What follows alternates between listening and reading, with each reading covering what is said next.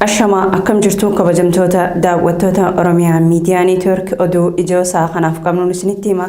Oduu isinitti himuun isin faana tan turtu Annayima Umari.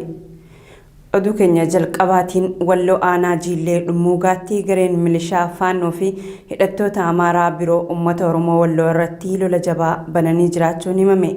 Ganda Wayyanaa Jaamutti lolli kaleessarraa eegalee gaggeeffamaa jiraachuu kan himan jiraattonni aanichaa. Lolli kun hidhattooti Amaaraa loon horsiifatee bultoota Oromoo ooffachuun walqabatee kan eegalamedha jiru. Oromiyaa Miidiyaa Neetwork battala garasitti bilbiletti lolli kun itti fufee jira. Fageenya dhihoo irratti walitti dhukkaasaa jiraachuu kan himan jiraattonni Aanaa Jiillee Dhummuugaa miidhaan dhaqqabe yeroodhaaf adda hin baanee jaani. Humnoonni Amaaraa uummanni tasgabbiin jireenya isaa akka hin gaggeeffanneef yeroo yeroon lola nurratti banuu itti fufanii jiru. Qaamni dhimmi ilaalu gocha ummaticha nagaa dhorkuuf raawwatamu kana akka nurraa dhaabsisu gaafannaa jaani.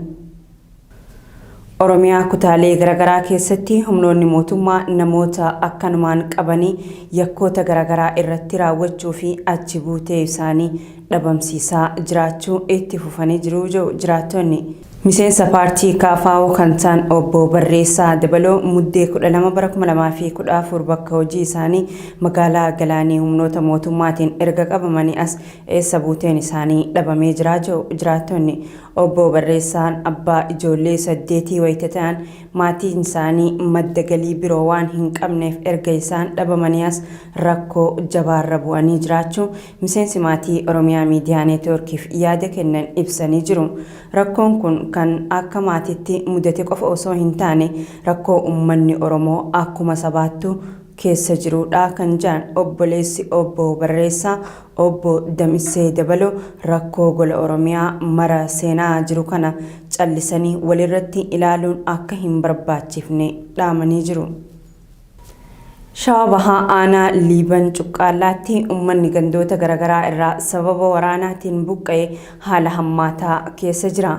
Namoonni waraana bilisummaa Oromootiif dahoo taatan ja'amanii waraana bilxiginnaatiin qe'ee ofirraa buqqaan dhibbaan lakkaa'aman haawwan daa'immanii fi manguddoo akkasumas beeylada ofii waliin faffaca'ee jira. Gariin daggalatti gariin fira isaatti baqatee jira. Giddugaleessa Oromiyaatti waqtiin kun waqtii oomisha gannaa ta'uun beekamaadha. Uummanni kun garuu sababa waraana mootummaa qe'ee ofii keessa taa'ee qotatee facaafachuu hin dandeenye.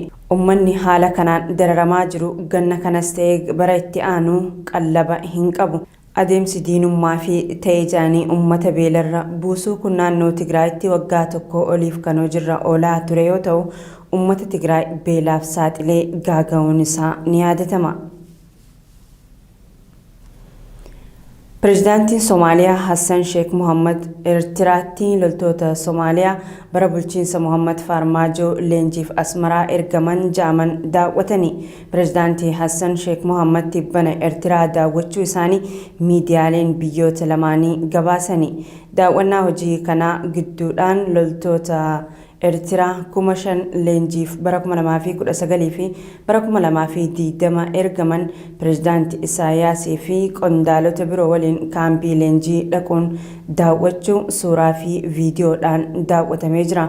Loltoonni kunneen haala hammaataa keessa akka jiran qaamnii fi uffannaan isaanii ni agarsiisa.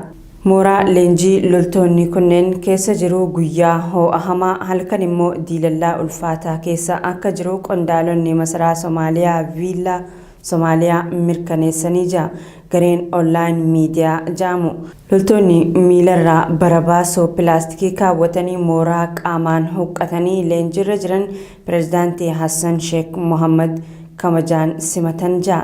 Viillaa Soomaaliyaan akka jeetti. Ijoo keenya xumuraatiin unkurama siyaasaa diinagdee fi hawaasummaa ji'ootaan booda Sri Lankaatti uummanni kumaatamaan mormiidhaaf buqqa'ee bahe mana jireenyaa pireezidaantii biyyattii Gotabaya Rajapaksa dabalatee waajjiraalee mootummaa murteessoo magaalaa guddoo biyyattii Kolombo weerare. Mana jireenyaa ministeera muummeetti ammoo ibidda qabsiisani. Tolee kabajamtoota daawwattoota Oromiyaa Miidiyaa Neetwork oduun ijoon ammaaf qabanne isaan gaammaatti daawwachaa turtan kana fakkaata. Gama kiyyaan nagaatti isiniin jechaa qophiilee Oromiyaa Miidiyaa Neetwork tanneen hafan hordofaa.